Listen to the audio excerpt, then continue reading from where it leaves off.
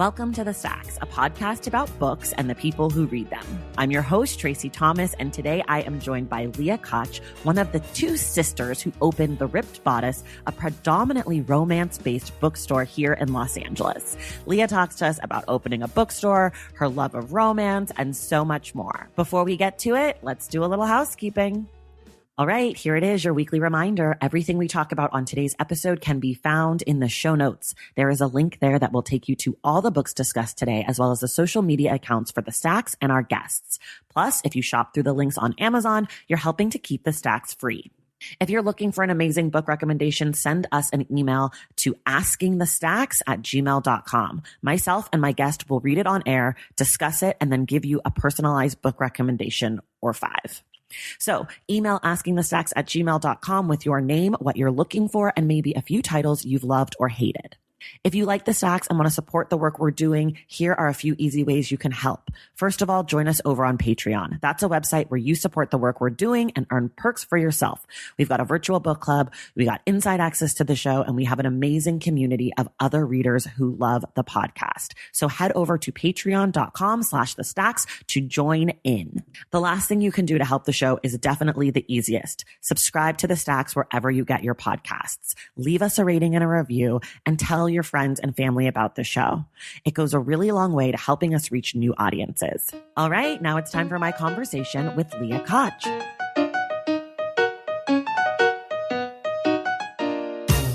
Okay, everybody, I am here today with Leah Koch. She is one of the co-owners of the Ripped Bodice, which is the first U.S. bookstore to focus almost exclusively on romance books. Leah, welcome to the Stacks. Thank you. I'm so excited to be here. I am lucky to live in LA, so this is kind of like my local bookstore, or one of my many local bookstores, because LA is awesome like that. Tell us about you a little bit first, kind of how books became part of your life, and then we'll talk about the birth of this amazing bookstore, which we're recording in, which we don't usually go places, but we're here on location. Yeah, we're on location at the Ripped Bodice. Well, we're upstairs in the used book room, which is very atmospheric. It looks like a very slightly more well-organized version of your grandma's attic. Yeah. Okay, so how did books become a part of my life? Yeah. From the time before I was born, I assume. I assume I was being read to in utero. I am from Chicago. So I have 2 older siblings, a brother who lives in New York now, and then my sister who I own the store with. And I think our parents were just aggressively into books, both as adults and as, a practice of getting your kids interested in reading. They wanted us to be readers, and it worked very well. I have so many memories of them reading to us before we went to sleep. Like in the summer, my mom would read out loud to all of us. Like in the afternoons, we'd all just sort of like lay around. What was she reading to you guys? My strongest memory is of the Redwall series. Okay. Do you know those? They're No. They're so freaking good. It's like fantasy about a rodent kingdom. So they're like mice and squirrels, and they're so good.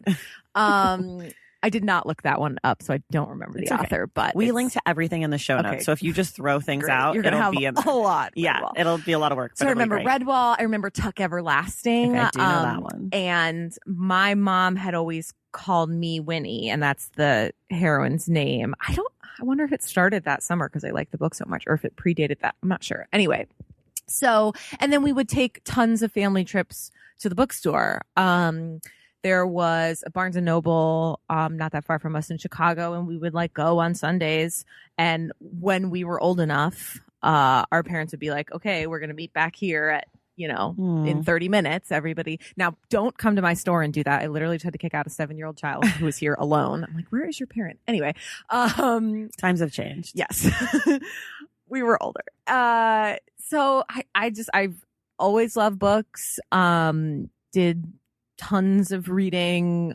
I feel like most of my memories reading are in the summer, just because you have so much more time, right, to lay around. And then I have pretty good memories of the books that we read throughout elementary and middle school. Things change when we get to high school. We'll talk about that later. Yes. It's on the list. I love high school books.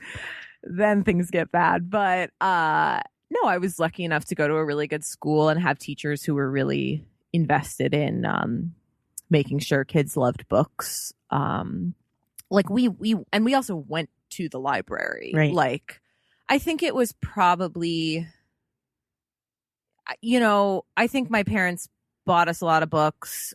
So we weren't necessarily like library junkies, but I do remember going to the library. Right. What were your parents reading? Do you remember? Or what kind of stuff were they into? Ooh, I don't think I really remember. I mean, kids are self-centered. Well, do you know now what they read now? Oh, yeah. Like, what sort of stuff do your parents read? I'm just curious, because if you come from a family of readers, yes. like, does your brother, you said you had a brother and obviously a sister. Yeah. Do you guys all read the same sort of stuff? No, not at all. Different. So my mother is no longer alive. So I don't, it would be interesting to know, because she was not a romance reader. Okay. And that's like somewhat different than a lot of people get into romance through their moms or just general female relatives. So I would be interesting to know if she would like try it out once we did this as a career. I don't think she had any particular problem with it. Just wasn't her jam. She was a voracious fiction reader, just sort of like general fiction. I mean, I think she read a lot of nonfiction. The interesting thing is we have an actual library at my home in Chicago. My parents, we moved when I was 10 to a house that my parents had built, which contains a 2-story library. So everyone is in their car right now being like, dreams. Yeah. So, and I think goals. that tells you about them, that when they were designing their dream home, instead of having like a living room, right? They were like, we need a library. They wanted a library. 2 stories. And it's still extremely full of, I was home not that long ago and helping my dad clean out the travel section, which contained, the guide to traveling with kids in London 1997, right? Which is like maybe not so relevant anymore. So things might have changed. It doesn't get cleaned out very often. So that being said, like I have quite a snapshot of what they like to read. Like she was really into parenting books. Like we have so many books that we now like to laugh at because they have titles like Parenting Your Sensitive Child or like How to Talk to Your Horrible Teenager. Right. Oh my God. My dad loves mysteries and thrillers. He reads. He likes to like stay up on. He's a very much like New York Times bestseller kind of guy. Like whatever people are talking about, he wants to have read. And yeah, I mean, I don't know. I forget like the names of like all those series that I'm like, who reads this? Where it's like the guy that eventually Tom Cruise is going to play in a TV show that no one watches. That has like 27 books. Right. He likes those. Okay. Got it. Got it. And then my brother reads, I mean, he's an urban planner. Okay.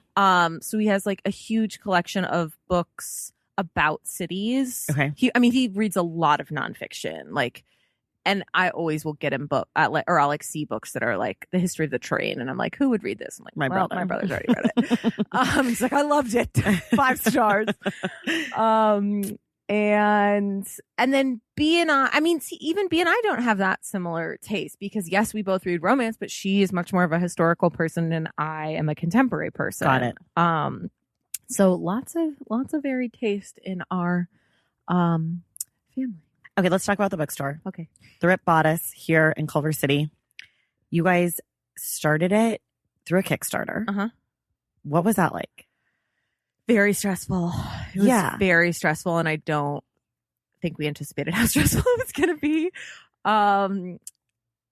Yeah, I mean, it was just that it lasts a month. I think now you can do 2 months if you want to, but it was a month. And it's such an unusual way to do things because you go from one day, maybe 10 people like knew about our plans. It was probably more, but like intimately like knew the details, friends, family, whatever. And then you literally hit a switch and it's just like thousands of people suddenly. How many people contributed, do you think, that you have never met or heard from since? Or didn't know. Well, those are 2 different questions. Right. So I would say like 3/4 were strangers. Strangers at the time. Yeah. So we had 609 donors. Thank you. I remember these things. I've never done a calculation on how many were strangers. I could go back and do it. But I would say like probably 3/4. And then since then, I mean, still to this day, we get people who come in and say, I was an original Kickstarter supporter and this is my first time in the store because I live in Canada or France or New Jersey or whatever. How long's the store been open? 3.5 years. 3.5 years. It'll be 4 in March of 2020. Okay. Our anniversary is March 4th. Is our party? Should we all come? Yes. Okay. So every year, it's really fun. Every year we like make goodie bags that like publishers send us all the like stuff from the last year that they don't want anymore, and authors too. And then we like pack tote bags, and then the first 100 customers a day like get a bunch of free stuff. Okay, March 4th. Yes, it's the only calendar day of the year that is an action. March 4th. Beautiful. So I love it. I didn't know that. And then someone told me on Twitter. Perfect. Okay. So 3.5 years ago, you do this Kickstarter. Slightly before that, you open the bookstore. Yeah.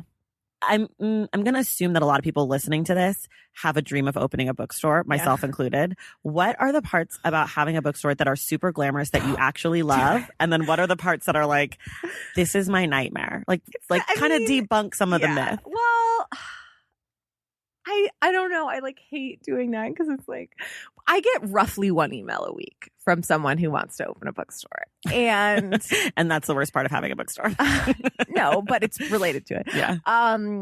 And to my knowledge, one of those people in the 3.5 years has actually done it. And it's the other romance bookstore in America, which is outside of Chicago. Wow. It's called Love Street Arrow. So I'm pretty sure they're the only people who've said we're thinking about doing this and then actually done it. And that's out of probably like, I don't know, 100 people. Anyway, it's really hard to make money this way. Mm-hmm. If you don't need to make money, knock your socks off. Like, have a great time. It's just the financials are really hard to make work. Right. And we make it work in a variety of sort of unexpected ways. I frequently wonder how other bookstores are like doing it because we tend to do things like pretty differently. So there is one thing that B and I often note when we go to a general independent bookstore, which is someone that's not genre specific, and we see their new releases table covered with those $28 hardcovers, and we are like, we are so fucking stupid. Because we don't sell hardcovers because romance doesn't come out in hardcover. So people who are selling $28 books, and most of our books are $8. So we're like, this was so stupid. But no, it wasn't. Anyway. Does romance ever come in hardcover? Like literally 5 people. It's like Nora Roberts. Nalini Singh has moved to hardcover. She's a paranormal author. Like Susan Mallory, like huge. There are like maybe 10 people that they'll put out in hardcover. It's the buying market of romance. They do not buy hardcovers. Interesting. Anyway, okay. So the most fun parts about owning a bookstore are like probably exactly what you think it is. Like the window displays, any display visual stuff in the store is so fun. I love doing that. And that was something that was like pretty unexpected. I like kind of did go to art school and then sort of forgot that I went to art school. And then I was like, oh, right. And I was like, we need to do a window display. And I was like, oh, I guess I could do that. You went to USC. Yeah. Okay. I have a degree in visual and performing arts studies. Okay. So love doing that stuff. Love doing all the ordering. Obviously like choosing the books, but also choosing like all the other stuff, mugs and candles and like jewelry and stuff. That's super fun. Because you guys sell a bunch of cards here, tote bags, gifts, pins, just like this is the bookstore of your Instagram dreams. Thank you. Like it's just really beautiful. It just is really gorgeous when you walk in. The display is beautiful. So if you've never been or seen, I'm going to take some pictures before I leave today so that I'll share this on our Instagram so you can see, but it just feels like you're inside like a really lovely, warm place. Oh, thank you. And that's totally on purpose, by the way. Right. Like, I don't think you guys are accidental geniuses. I think most geniuses actually use their brain. Well, yeah, it's just, we designed it to be Instagrammed. Right. Because that's how people do things nowadays. Right. And if you designed it to be anything else, I would think, what idiots. Yeah. They have an opportunity here, but because you guys are young, you guys are millennials. Yes. I'm a millennial. There is something to be said for understanding that social media landscape that a lot of bookstore owners probably don't. Yeah. It's something we think about a lot. There's no data on this, but we're theoretically among the youngest independent bookstore owners in the world. And yes, I was so funny. I was just thinking about this last night because the things I hear about social media when I go to like conferences and stuff with other booksellers, who are, you know, let's say over, I don't know, 45-ish. Right. That's a generalization, but whatever. So are most things. They just talk about it like it's such a burden. And it's this thing that's been foisted on them by a younger generation and they have to do it. The social media. Yes. Which, fine, like that's how you feel. But the thing is, if you can think about it as a way to talk to someone who's not a customer yet and convince them to become a customer, it's like pretty revolutionary when you think about in olden times, someone had to walk past your store to become a customer. And now I can, if somebody, you know, tags us on Twitter and I respond and that like makes them happy and then they go to our website and buy a book and they live in New Jersey, like that's pretty incredible. Right. I've wandered way off the topic. We wander off so much. We have a highly watched vlog by 3 people on our Patreon account, which the title of the vlog is "We've Wandered Off the Subject" because it's just us rambling. Just anyway, going on. Okay, so things that are great about the bookstore: picking out stuff, decorating stuff. I love the holidays. I mean, you're basically like a part-time like party planner, right? So like just decorating for mainly Christmas, but other holidays too. So fun, like Valentine's Day, all that stuff. Of course, Valentine's Day's got to be big around here. Yeah, and it's just like you're like shopping and decorating for like a huge number of people as opposed to like just yourself, right? And introducing new people to romance is just incredibly rewarding. Less good stuff. I would say for the first year, I was pretty much constantly worried. Okay. Mainly about money, but about things in general. You're just worried. Right. All the time.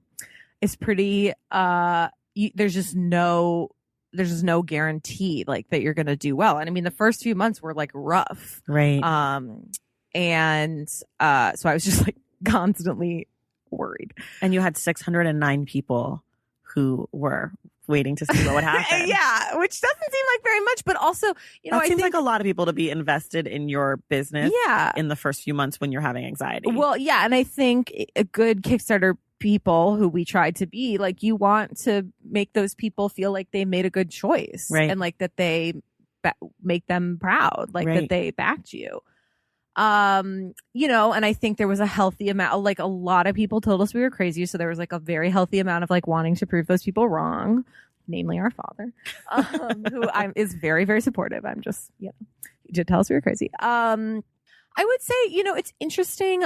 So I'm very introverted. I think a lot of book people are. Yeah. So that's definitely, can be tough at times. We didn't have any employees for the first 2 years, cool. Which is how I believe we're still here, because payroll is like such a huge expense. Right. However, that meant we were spending like 8-10 hours in the store, like 6 days a week, working with people, talking to people, doing events. It's a lot for people who are introverts. Even now, like now I have a staff, I like don't really love working events just because it's so many people and I'm just like, oh, I just want to hide. Right. So, there's that aspect to it. And that's people I think are always like, oh, I'm like dream of owning a bookstore and just like sitting in the corner and reading. And you're like, okay, but like, that doesn't happen. That's not what you have to help people at your bookstore. But you do a ton of reading. Yes. Not here at the store. Not really anymore. I used to when I was working all day, because I can't function after 5:30. Okay. So basically because I used to work, and we also used to open at 10. Now we open at 11. I used to work like 10 to 8. So I would like do all my stuff. And then like right around 5, I would like start reading for the day and then just read till we closed. Now that I have a staff, I get to go home and do that. Right. So I don't really read here that much anymore. Sometimes if I'm like sitting around, but I mainly read at home. Okay. All right. So I want to talk about romance as a genre, because I think that I might be a super outlier as someone who does not read romance at all or hasn't. Can't say that anymore. I now have read The Hating Game, which we'll discuss next week. I made you read one. You made me read one. I own some. It's just not something that I go to. But the more that I've been doing this podcast and on Bookstagram and connecting with readers, I'm discovering that lots of people read romance. So some of these questions might be very remedial. That's okay. But I'm just, there is some curiosity. That's so my one job. of the things I I'm learned, used to it. great. One of the things I learned from listening to you and your sister on Sarah Ennie's podcast, First Draft, was that a romance book has just two components. Yeah. Tell us about those two components. I was blown away.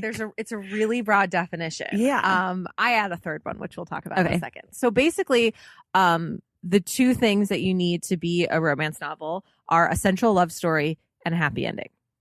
And I will further explain each of those. Okay. So central love story, I actually think gets glossed over in favor of the happy ending thing. But the other way I think it makes more sense for some people is if you removed the romantic relationship from the story, would there still be a book? And that's the criteria we use a lot about when talking about quote unquote women's fiction, which is obviously the worst term in the world, but whatever. Yeah. So, those books a lot of times will have a romantic subplot. Let's say Jane Schmain, like her husband cheats on her and she moves to Nantucket to find herself or whatever.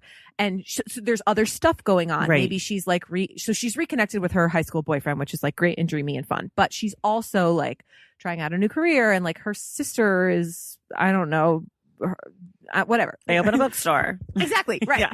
Right. They're opening a bakery that only sells Cupcakes. Nantucket shaped cupcakes Yeah. or whatever. Right. So then you say to yourself, okay, if I took out the thing with the high school boyfriend, there'd probably still be a book. Right. So not a romance. And then it relates to the third thing. Second thing, happy ending. Nowadays, we generally say happy ending / happy for now. Right. In acknowledgement of the fact that life goes on at the end of the book. Sure. And but that's I mean, this is really the key thing. So and there's no getting around it and there's no arguing with it. And if you do, we don't like you. We meaning the romance genre. Every couple of months someone comes on Twitter trying to make the argument that like something can still be a romance if it doesn't have a happy ending. It just can't. And you just have to get over that and move on. This is what it is. That definitely can look really different, especially nowadays. It obviously used to be in 70s and 80s. She gets married and she has a baby in the epilogue. Right. That does not happen anymore. Sometimes they decide to move in together. Sometimes they decide they're going to move to Nantucket together. Right. Or they're just deciding to be together. And obviously sometimes they still get married and have a baby. But the point is it has a happy ending. Can the happy ending ever be like she takes off on her own? No. It has to be she or he is together with the love interest. You've then lost the first thing. Okay, so they have to. Okay, so you're not violating the happy ending thing. You're violating the first thing because it's no longer a central love. But story. they have to end up with plans of being together in some way at the end. Yes. Okay. And also, that could be 5 people. It could be 2 werewolves. It could be whatever. But they can't end up alone. That's not okay. Even if it's their choice to be alone, doesn't matter. Okay, great. It's still a book. It's just not a romance novel. Okay, perfect. And then what's your third thing that you so then the third, right. So those are like the 2 main things. That's like if you go on Romance Writers of America, like that's how you define it. I have added the third thing, which is basically if the author says it is. So there are books that technically meet those criteria, but the author would never describe them that way. Okay. It's basically once you've met the criteria, it's a self-selecting genre. So it's mainly a marketing thing. Mm-hmm. There are books that are considered regular fiction or women's fiction or whatever, and they're being marketed that way that still meet the romance criteria, but the writer would never describe themselves as a romance author. They wouldn't describe the book as romance. So you kind of have to opt in. Okay. And you can, and then the flip side of that is you can also opt out. The author of Outlander, Diana Gabaldon, is very adamant that those books are not romances.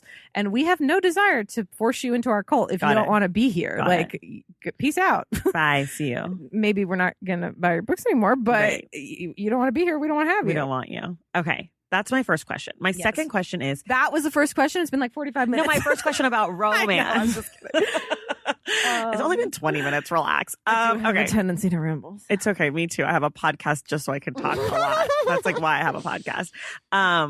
Okay.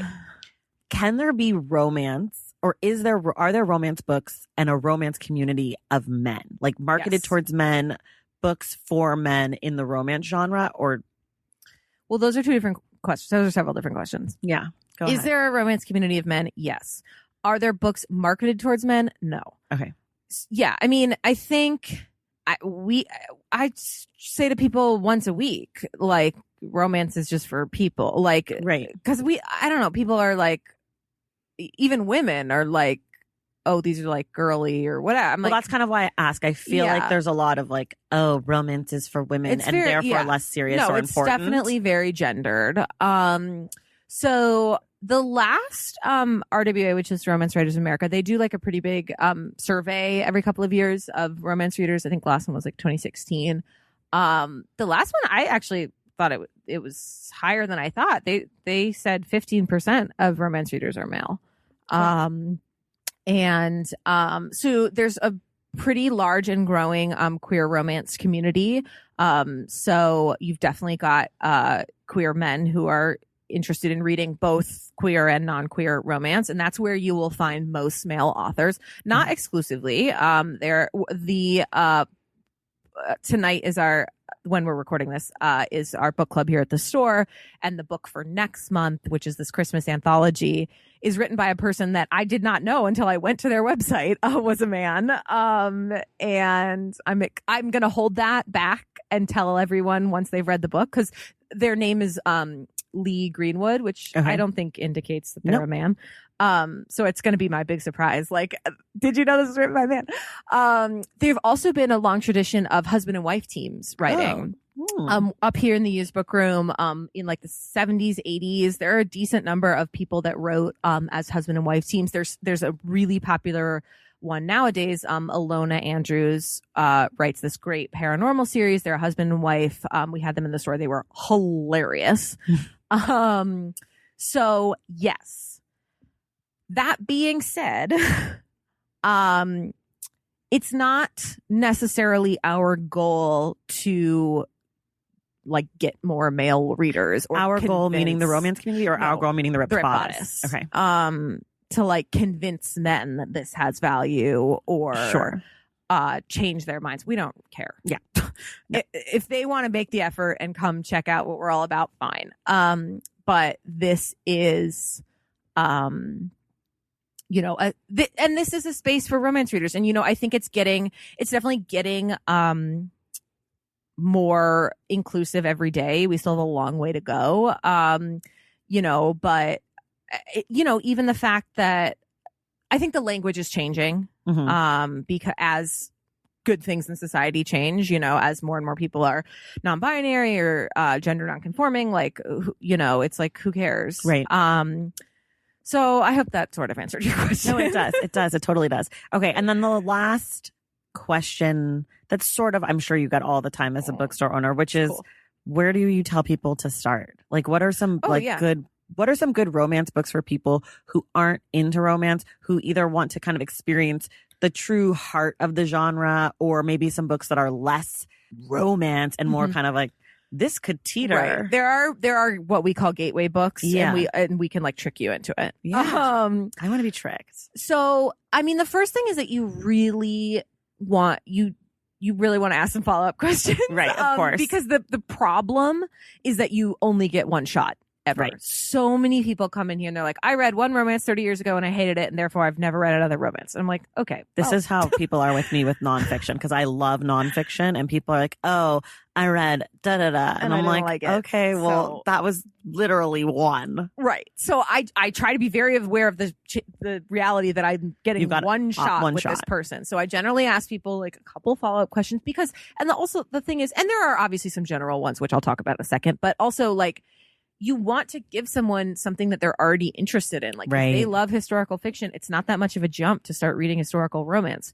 However, they're probably not going to like a vampire romance. Right. Like, you don't, because there's genre within the genre. I mean, on top of genre, on top of genre. So we split it into 4 major categories, which is contemporary, historical, paranormal, and erotica. Okay. But then within those, you have so many. So like within paranormal, you've got vampires, shifters, not just werewolves. Shifters are people that turn into any kind of animal. So like there are freaking dolphin shifters and birds and hedgehogs. And they get sexy. Yeah.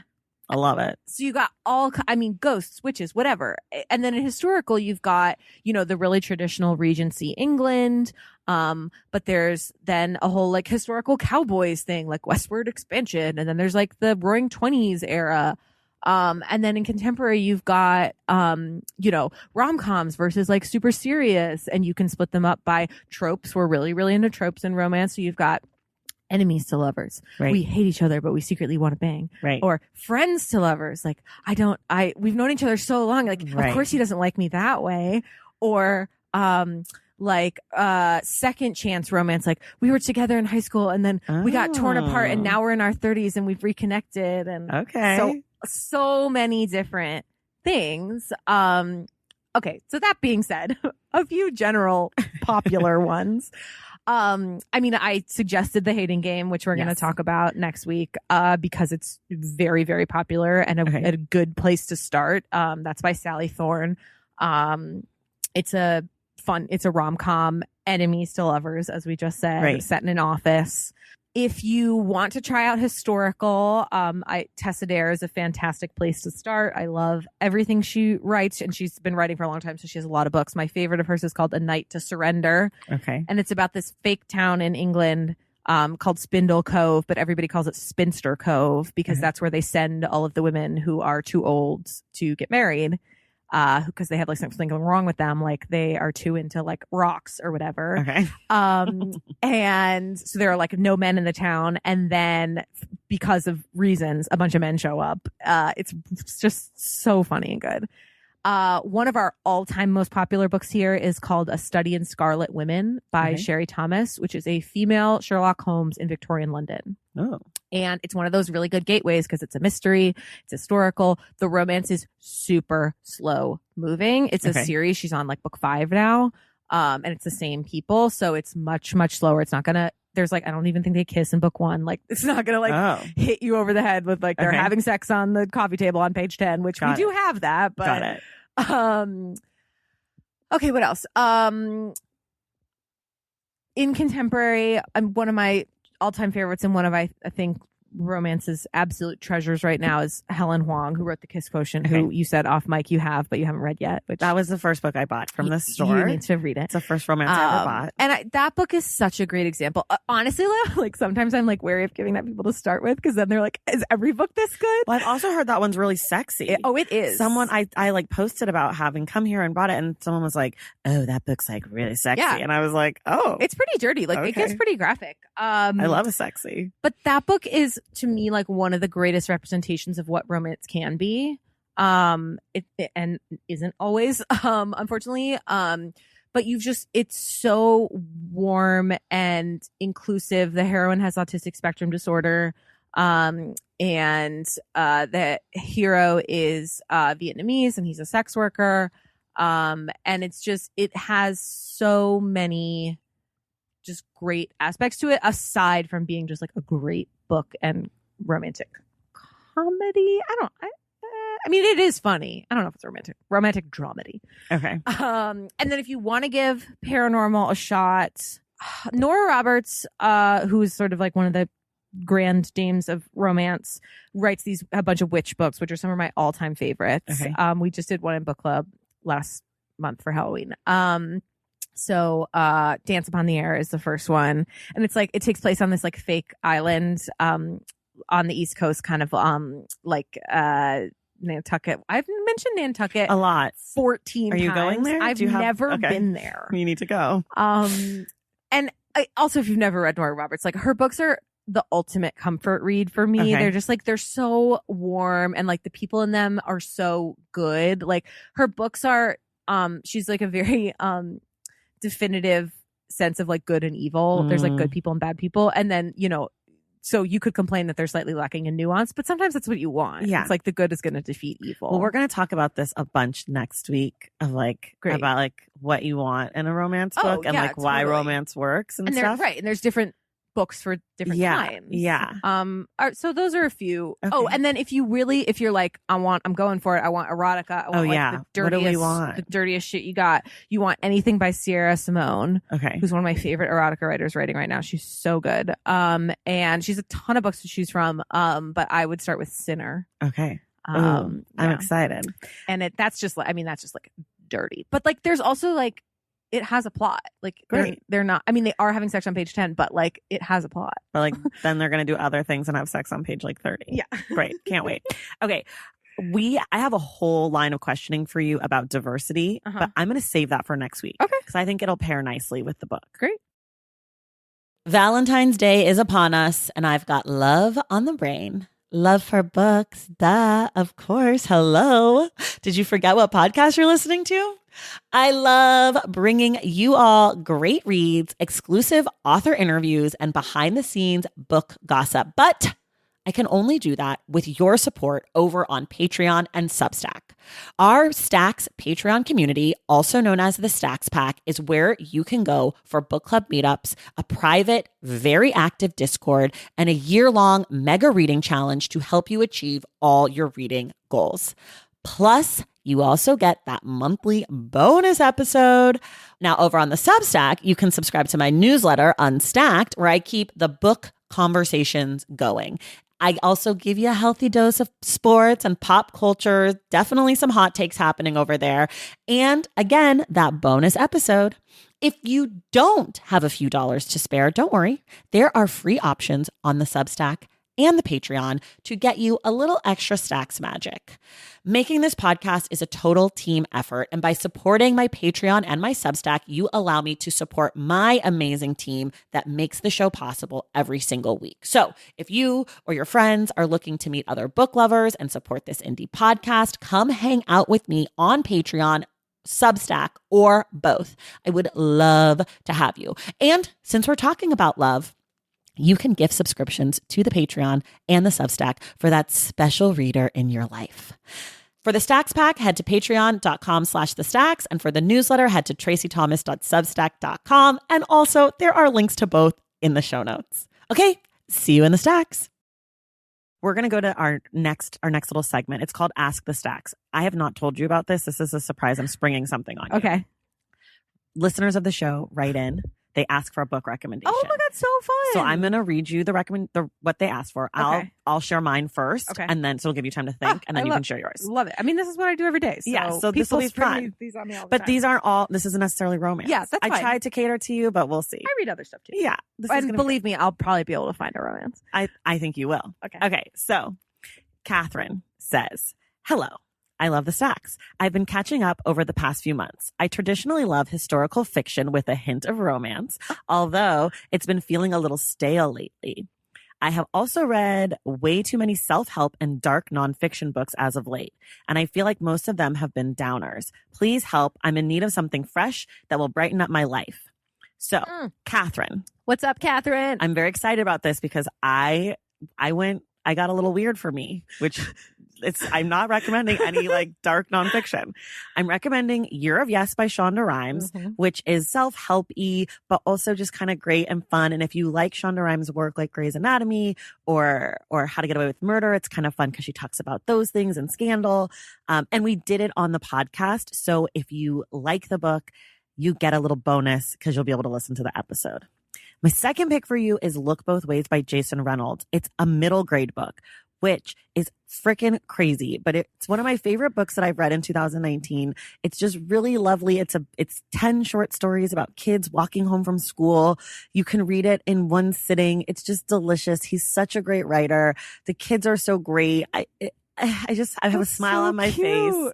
And then my last one was it's not technically a romance because it doesn't fit the categories, but it's romance feeling and it's long and it's so good, and it's Gone with the Wind, which isn't a romance, but I love Gone with the Wind. It's not a romance. It's not, but it has romantic things. It doesn't have a happy ending, and this love story you could argue is central. Her love triangle is central. Without it, there's no story. Yeah. I mean, there's a civil war, but like she's not related to the Civil War in any way. Anyways, it's not a romance, but I was in the mood when I was thinking of these suggestions last night. I was like, this is kind of like not normally something that I would suggest, but it's one of my favorite books.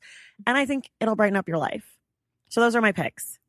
This is I don't think I've ever like answered. I feel like I'm on like an advice show. You are. Like, I don't You're on a book advice. This is so fun. Okay. So my favorite historical fiction writer is Susanna Kearsley. Okay. And her books to me are achingly romantic. Okay. Like they're just she's a beautiful writer. If you happen to like Outlander, you will like these. She's a ton to choose from. She has a ton of Outlander-esque ones because for some reason she's very interested in the same time period that Outlander is about, which is about the Jacobite Rebellion. So you could read those if you're interested. Her most recent book is called Bellwether. One of my favorite books of last year. That actually takes place in the United States, during the French and Indian War. And, she always does a modern storyline and a historical storyline. And they're great. She's just a beautiful writer.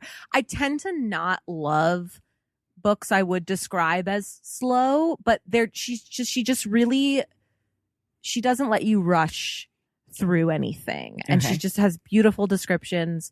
Definitely check out Susanna Kearsley.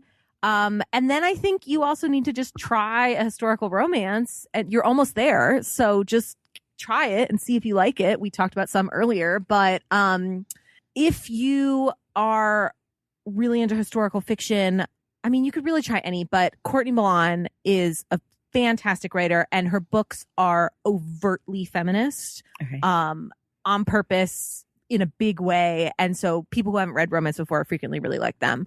And she, again, has a lot to choose from. A lot of romance writers have a lot to choose from, but I would start with The Duchess War. Okay. And report back. Yes, that's what I was going to say. Report back. Tell us what you think of our suggestions. And if you at home listening want to get a suggestion or get a book recommendation read on air, email askingthestacks@gmail.com. I want to ask. That was so fun. Yeah, ask the Stacks. I mean, don't ask us for romance because I'm going to just email you and be like, hey, do you have any good romance? Okay, now we're going to talk about Leah's books. We always start here. 2 books you love, 1 book you hate. Okay. I have my notes here. So 2 books I love. One is The Kiss Quotient, which I already mentioned, by Helen Huang. And then I picked a non-romance, which is Unaccustomed Earth by Jhumpa Lahiri, who's one of my all-time favorite writers. And I think it was one of the people who I read in high school, and I was like, oh, this is good. One book I hate. I try to keep it pretty positive. However, The Catcher in the Rye. You're like the 90th person to say that. It's freaking terrible. And for teenage girls, it's garbage. For I read it. It's signed in 8th grade, and it was just like, oh, this is what men are going to be like my whole life. Like, fuck this. I've been recording a bunch out of order, but the episode that I was editing this morning, the guest, Hugh Garvey, he also said the same thing. So, okay. What's the last really great book you read? It was, this is really recent, like last week. It's called The Kingmaker, by Kennedy Ryan. And, she is, newer romance author. And again, this is the thing with romance. She has like 9 books as opposed to like 30 books. So she's not that new. I thought it was great. And it's one of those tropes we talked about, which is sort of like childhood friends meet again as adults, which I think is very romantic. Do romance writers write many books a year? Yes. Okay. Minimum 2, unless you're Nora Roberts, up to 8 a year. Yeah. Our manager is a very successful and popular romance novelist, and she's putting out 3 or 4 this year. And so 2 are self-published and 2 are with a traditional publisher. So she's what's called a hybrid author. She does some herself. She does some with a publisher. If you do all your books with a publisher, it's like a little bit less, but they have them on like a pretty fast schedule, like usually 2 a year, and self-published people, like it's like 4 or 5 a year. It's like, you just have to, it's a very fast pace.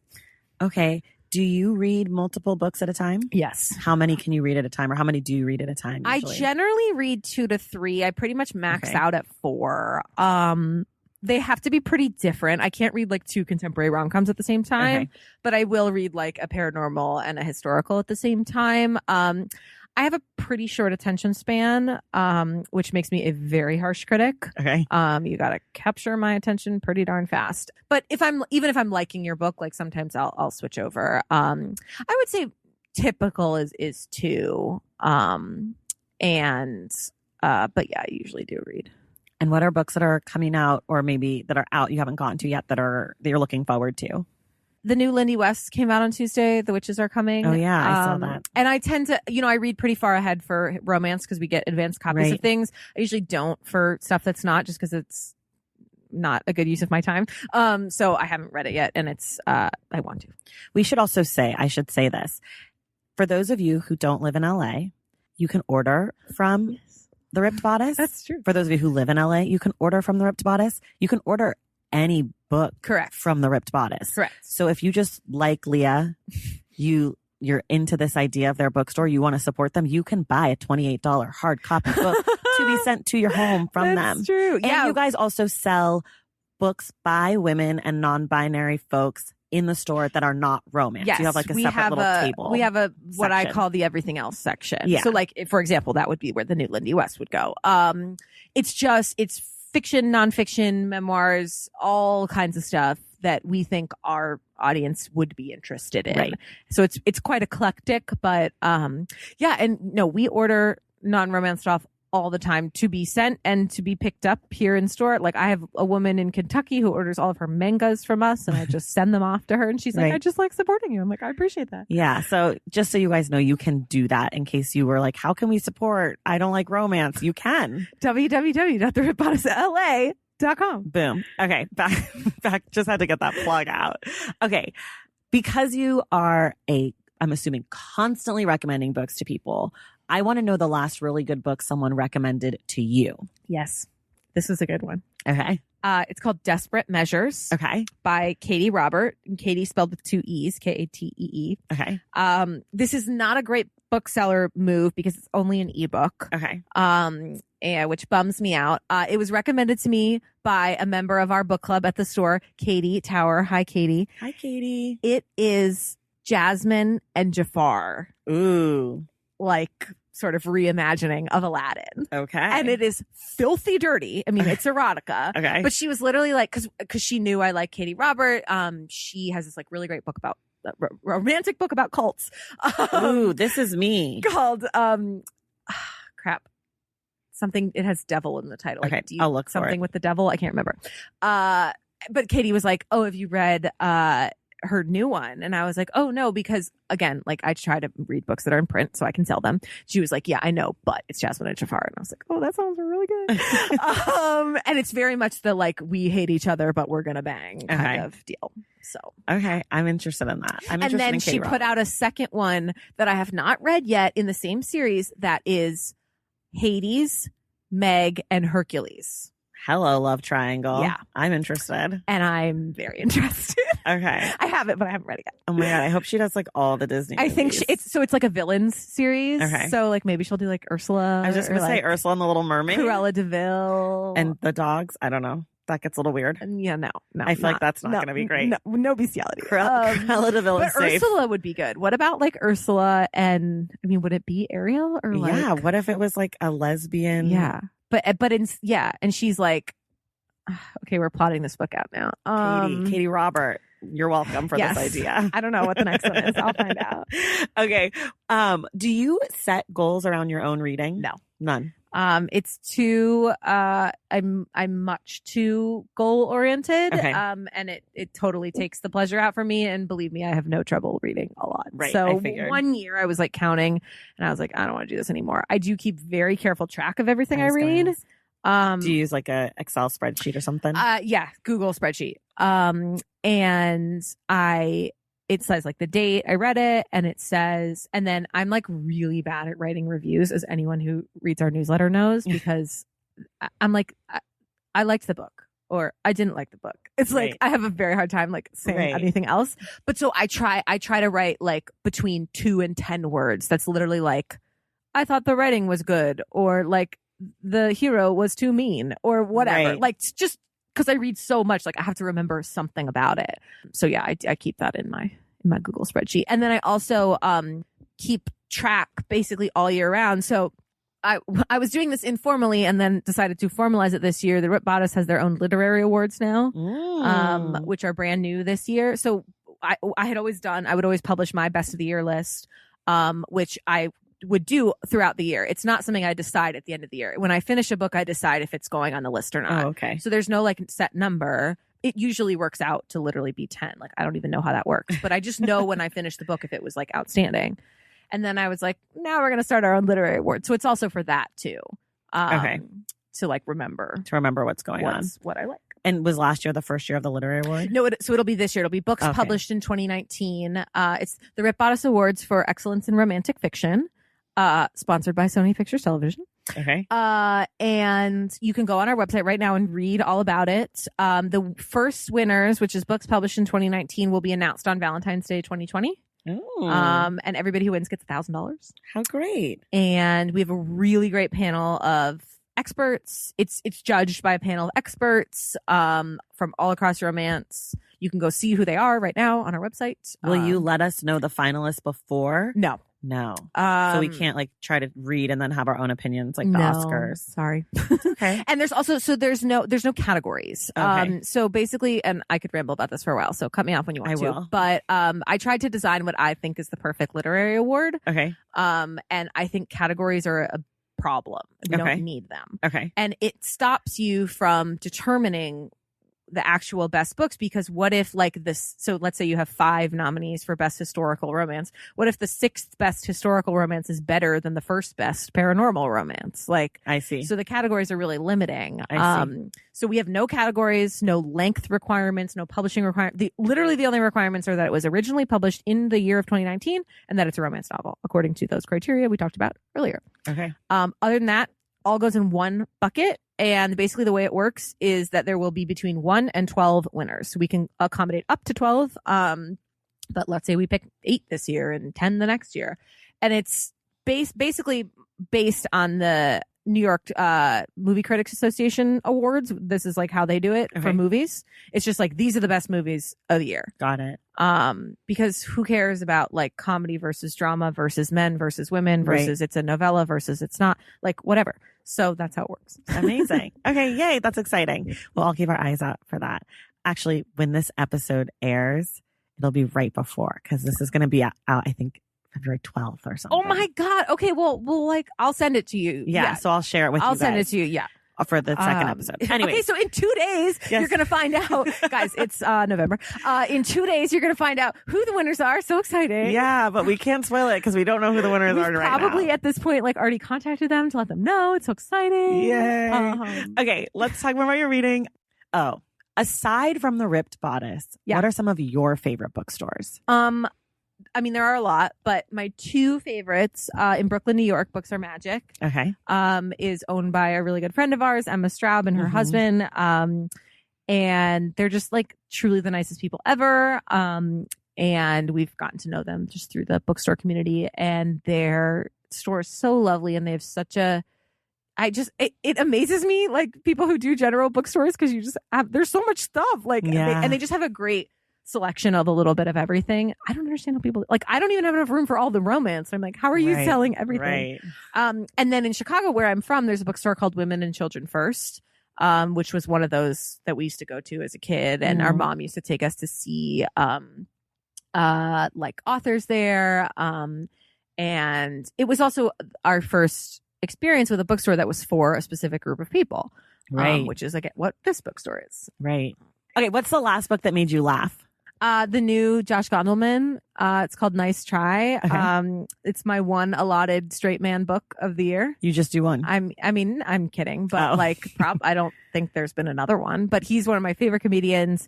And truly like, I think the world needs 2 straight white male comedians, and it's him and John Mulaney. Like, we don't need any others.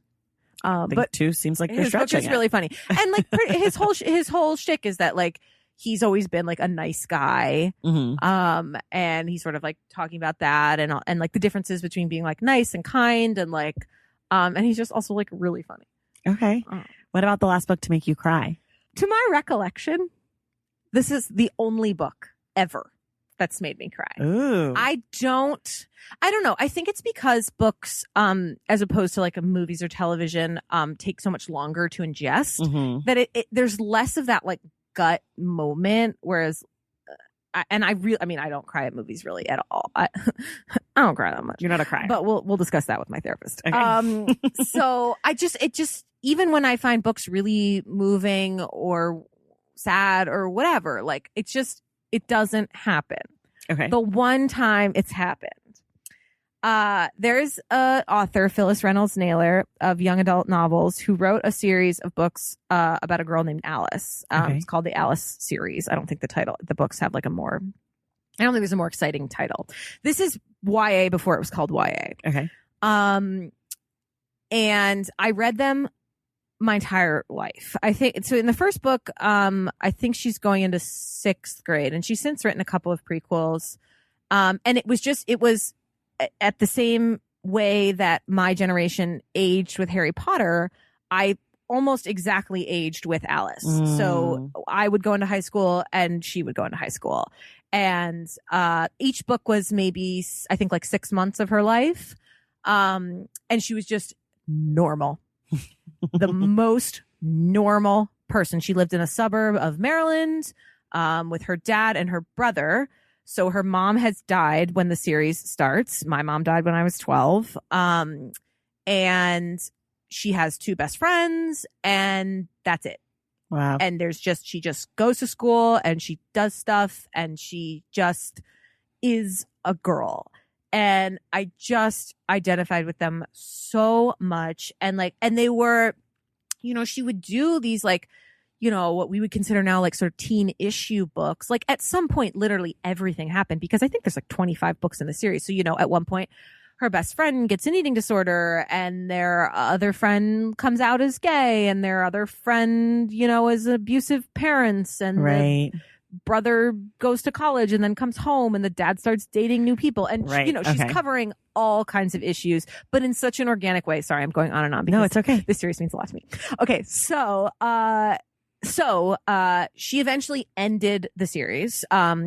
She graduates high school. So she did all through high school.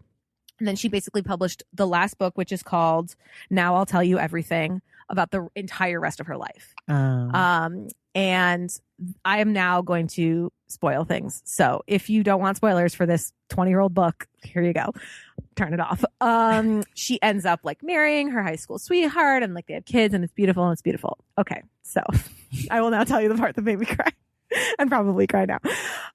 This is a spoiler. So she decides she's going to marry the high school sweetheart. And she goes into her dad's attic. And she and her dad had like the most beautiful relationship during this whole book, this whole series, because he's raising this teenage girl and has like no idea what he's doing. But tries like so really hard, and it's just really beautiful. So she goes into the dad's attic to bring down her mother's wedding dress, and she opens the box, and there's a note on the wedding dress, and it says, "I know I would have loved him." Oh.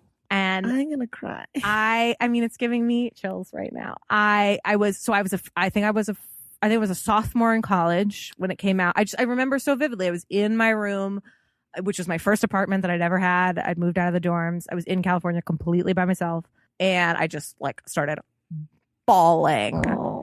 And I somewhat calmed down, though not that much, and then called my father and was like, "I love you. Did I tell you that you're doing a good job? Because you're doing a really good job." Oh, and God. he was like, he's like, "What are you reading?" Okay. Anyway, and it's also one of the only times I've written a letter to an author, just to tell them what their books meant to me. Now I'm lucky enough to meet them a lot of times, right. but that's so beautiful. Yeah. I love that. So that's my crying story. Now that it's been spoiled, I don't have to read it, but I love it. Just kidding. But and just like for young, I'm sure they're really dated now, because like I think she gets a cell phone when she's like a junior in high school. But that's when I got a cell phone. Oh, well, there you go. I'm older than you, obviously. But you should read them. Okay. Or give them to your people with young girls. I will. They're great. What's the last book that made you angry? Okay. Angry in a You can pick what kind of angry. Good way. Yeah. Okay. So this is actually great timing, because by the time this airs, I think this will be out. Okay. I'm not exactly sure the release date. It's not out now. It's called My Dark Vanessa. Okay. And it's by Kate Elizabeth Russell. This is her debut novel that she's been working on since she was 16. Oh. It is going to win every award next year. It's going to be on you're going to see it everywhere. I promise you. If I'm wrong, I will give you so much money. Okay. So I got a copy of it at BEA, which is Book Expo. Yeah. in April of 2019. Okay. So and this is like, they're hyping it up so hard, and they should, because this book is phenomenal. It's about a teenage girl who goes to a very elite boarding school and has a relationship with one of her teachers. Oh. And it's both about that time in her life and much later in her life. And it's also heavily about the book Lolita. Okay. And it's just it is incredible. Okay. The writing is so strong and clear, and it's not really like about what's gonna happen. You know what's gonna happen. Okay. It's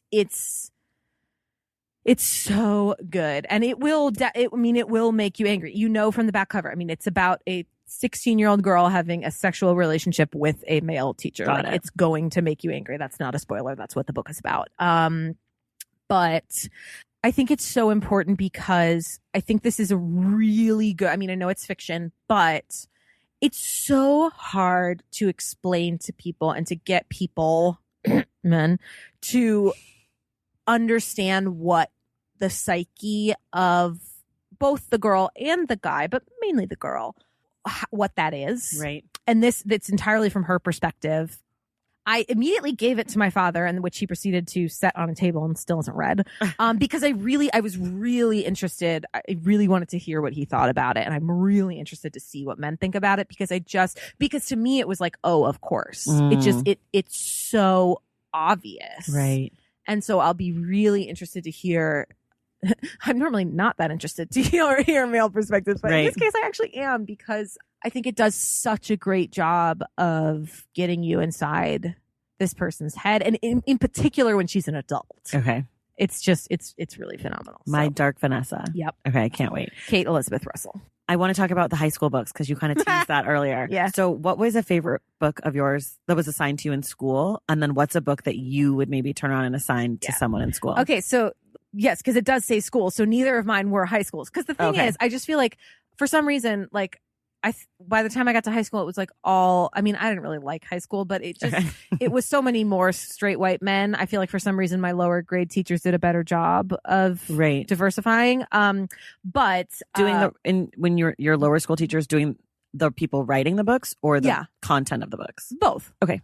But you just, in high school, you have to read so many freaking classics, a la Catcher in the Rye. Huck Finn. That's another one I could have put on the books I hate list. Great Gatsby goes on mine. Great Gatsby.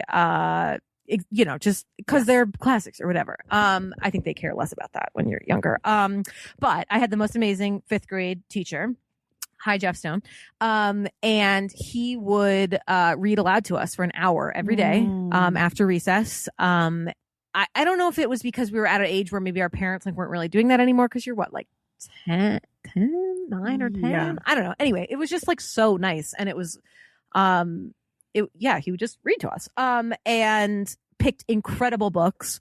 One of which was The Princess Bride, the book, by William Goldman. And I remember so vividly that, have you read the book? I've not. So the concept of the book is that he didn't write the book. Okay. Which it's a little hard to explain, but so I remember we were starting a new book, and Mr. Stone was like, okay, I have to read you the introduction. Normally I would skip that because it's kind of boring, but it's long. It's going to take us 2 to 3 days, but I think you'll understand why I read it. And we were all kind of like, okay.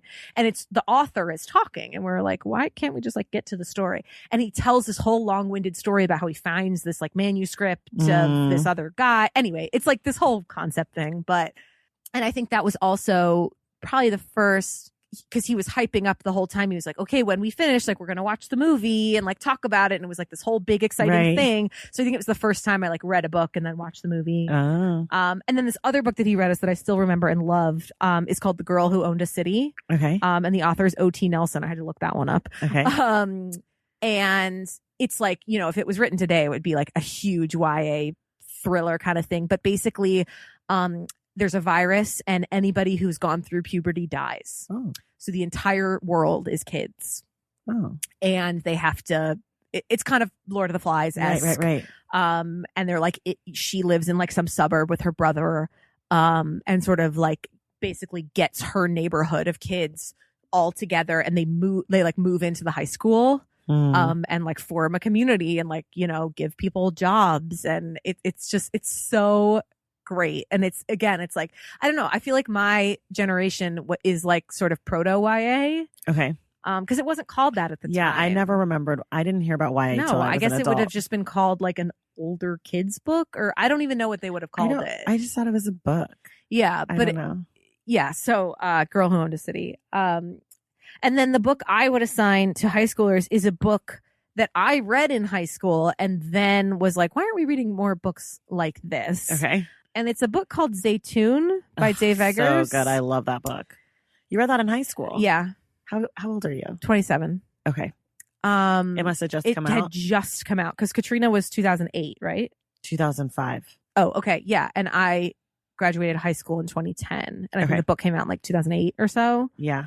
I think I had an extremely charmed childhood with the exception of the whole mother dying thing. That sucked. But aside from that, so it was definitely one of my first introductions to how harsh the world can be. So if you don't know, the book is about what happened directly after Hurricane Katrina, in which a group of Arab Americans who stayed in New Orleans were imprisoned in a sort of camp. Makeshift. At one point, they're kept in dog cages. Yeah, it was like when people were quote unquote looting, right? And the police were finding all the brown people and putting them away for no particular reason or under no one's real authority. Right. And Zaytoon is the name of a person who stayed behind in New Orleans. The book is shocking if you're a 15-year-old white girl. Yeah. Now I probably wouldn't find it as shocking, but and no one who's brown would find it shocking, but it definitely was a real eye-opener for me. And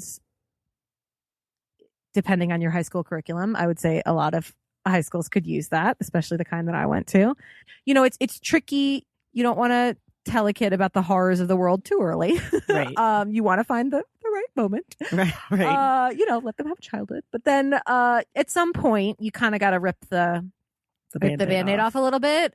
And I think this book really was one of the things that did that for me. I love that book.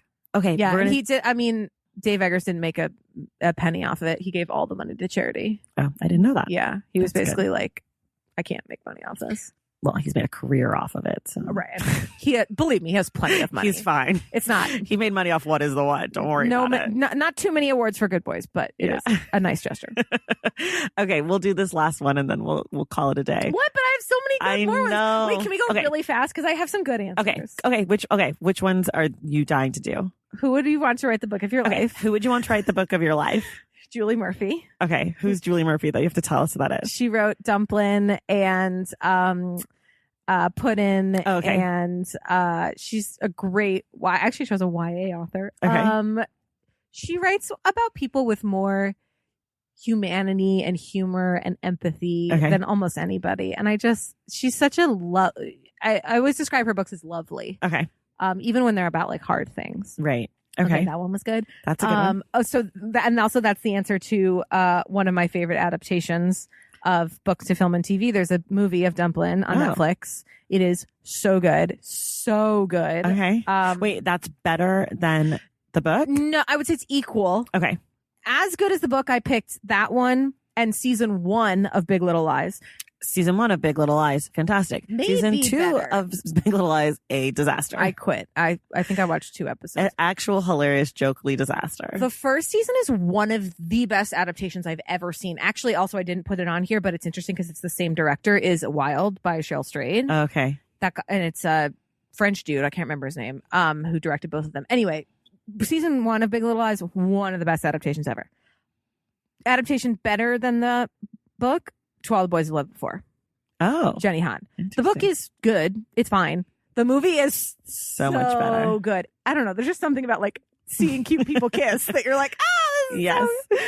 Totally. Okay. Those are the ones I really like. The last one, we always do this one. If you could require the current president of the United States to read one book, what would you pick? Nope. I got nothing. Nothing? I mean, I thought about it, but it's a useless exercise. I guess I'll It just feels like, ugh. I know. It's a useless exercise, but fine, I'll answer. I'll steal one that I had from question 23. What was a book where you felt like you learned a lot? Perhaps he could also learn a lot. I'm sure he's got lots to learn. Fantastic book called Why Is It So Hard for White People to Talk About Racism? Ooh. By Robin DiAngelo. I don't know that one. I know White Fragility, but I don't know that other one. Oh, White for okay. That must be the subtitle. I think that's the subtitle. Okay, White Fragility. Yes, that book is fantastic. Don't worry. Should we do it again? No, we don't have to. That is the subtitle. It's called White Fragility. Yes, it's White Fragility : Why is it so hard for white people to talk about racism? Yeah. Sorry. Anyway, great book. Great book. If you're white and you're listening, just go get the book. Highly recommend. I am, and it's a concrete thing you can do. You know, maybe you've heard that it's not people of color's job to educate us. You need to take under the work yourself. Here's the thing you can do. Read this book. Right. Also gave this to my dad. We had a great discussion about it. Give it to your parents. I genuinely feel like I really learned things. You're not going to go in being like, oh, I'm going to uncover the fact that I'm like secretly a racist. No, it's not about that. It's about understanding, for instance, the difference between racism and prejudice. Yeah. And what it means for something to be institutionally racist. And I promise you, if you're listening and you're like, I already know that, I promise you, you don't. You don't. Unless I'm a Black woman and I read the book and got a ton out of it. So if I feel like I can get a lot out of it as someone who experiences racism daily, you can get something unless out of it. You have a master's degree in like racial and ethnicity studies or something, like you will get something out of it. Still, I mean, Robin DiAngelo wrote the book. And there's a section at the end where she talks about her experience having done and said things that were racist towards a Black woman that she worked with and her response. So if she's able to do the work daily and and regularly talks about throughout the book, there's work to be done and I'm doing the work and here's an example, then I'm sure you, lovely person listening, can also find value in this book. Yeah. I'm sure the president would find zero value in it, but whatever. Well, this question is really a proxy for the rest of America. Okay, you know what I mean? Yeah. The question has existed in the New York Times book review from when Obama was president, and I think even before that. And so it's funny to like see the answers change as the presidents change. Yeah. So I'm hopeful that in 2021, when we have a new president inaugurated, that the answers will be totally go back different. to being interesting things. Right. When Obama was president, it was like actually interesting books. Yeah. Now it's like people making jokes like the dictionary or whatever. Right. Constitution, I get a lot. Yeah. Okay, we're going to stop because we have gone over today. I don't care because I think this was at awesome. all shocked. But we have next week, we're talking about The Hating Game. If you're new to the podcast and you've never listened, we will spoil the book. We're going to talk about the details and the plot and what happened. So if you haven't read the book yet, read the book. You can read it really fast. Yeah, it's a quick read. It's long, but it's quick. And Leah, thank you for being here. Thank you for having me. And I'll see you next week. And we'll see the rest of you in the stacks.